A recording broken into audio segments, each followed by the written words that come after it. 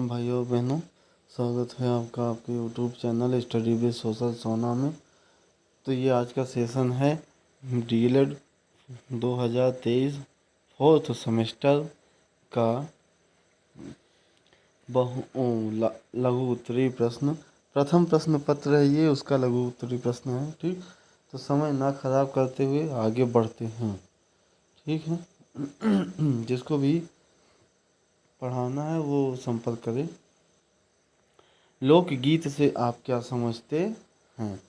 देखो, लोकगीत से तात्पर्य किसी क्षेत्र विशेष में प्रचलित स्थानीय भाषा में रचे गए गीतों से है।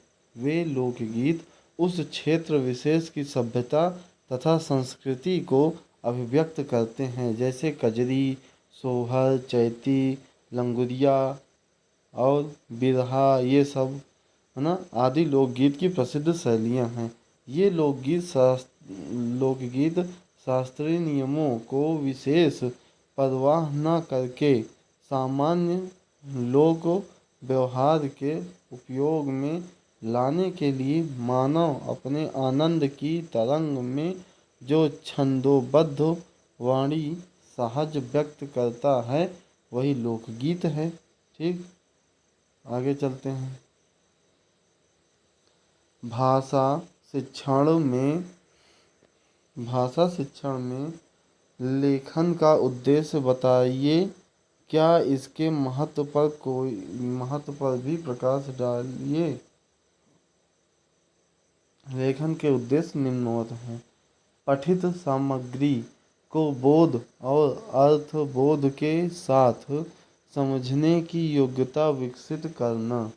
ठीक है, बच्चों की बातचीत को भाषाई कौशल अर्थात सुनना बोलना सीखने के साधन के रूप में पहचानना। ठीक, आगे देखते हैं। बच्चों में समझ के साथ पढ़ने व लिखने की दक्षता विकसित करना। ठीक, बच्चों को पूर्णतः से अंश की ओर सिखाने पर बल देना। ओके, आगे बढ़ते हैं। और देखो बच्चों को भाषिक दक्षता को विकसित करने के लिए बातचीत, परिचर्या, संवाद, वचन, वाद विवाद, कविता पाठ आदि कार्यकलापों को आयोजित करना। ठीक है, बच्चों की भाषा संबंधी समस्याओं का चयन व निराकरण करना। विभिन्न आनंदमयी गतियों के द्वारा पठन एवं लेखन की कुशलता विकसित करना। ठीक, कविता को उचित लय, गति व भाव के द्वारा पठन व लेखन की कुशलता विकसित कराना। आगे बढ़ते हैं। लेखन हेतु कुशलता विकसित करना यथा बैठने का ढंग, आँखों से कागज की दूरी, उपयुक्त वातावरण, कलम पकड़ने की विधि। ठीक, आगे देखते। बच्चों की आड़ी तिरछी सीधी रेखाओं के अभ्यास द्वारा लिखने के लिए तैयार करना। ओके,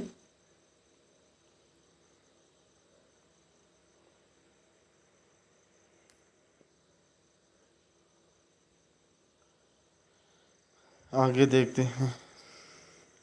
अगला प्रश्न है, अर्थ के आधार पर वाक्य के कितने भेद हैं? देखो, वाक्य किसे कहते हैं, इसके आधार पर वाक्यों के प्रकार का वर्णन कीजिए। ठीक, मन के भाव या विचारों को पूर्णतः और स्पष्टता से प्रकट करने वाले सार्थक और व्यवस्थित शब्द समूह को वाक्य कहते हैं। ठीक, अर्थ के आधार पर वाक्य। ठीक है, आगे बढ़ते हैं। अर्थ के आधार पर वाक्य देखते हैं।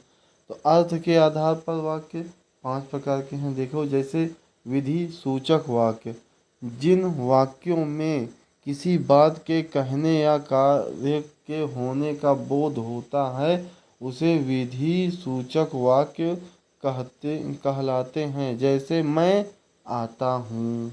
ठीक है। निषेध सूचक वाक्य, जिन वाक्यों में बात या कार्य के होने का बोध होता है वे निषेध सूचक वाक्य कहलाते हैं। जैसे मैं नहीं आऊँगा, जिसमें नकारात्मकता झलकती है। ठीक। आज्ञा सूचक वाक्य, जिन वाक्यों में किसी प्रकार की आज्ञा का बोध होता है, जैसे जाओ अपना काम करो, जिसमें आज्ञा दी जाती है उसे आज्ञा सूचक कहते हैं। ठीक है, आगे चलते हैं। प्रश्न सूचक वाक्य से वे वाक्य जिनसे किसी प्रकार के प्रश्न पूछने जाने का बोध होता है, जैसे तुम कौन हो। ठीक। विस्मयादि सूचक वाक्य, जिन वाक्यों में विस्मय, हर्ष, दुख और आश्चर्य का बोध होता है विस्मय सूचक वाक्य कहलाते हैं। जैसे अरे यह क्या हुआ। ठीक। आगे चलते हैं।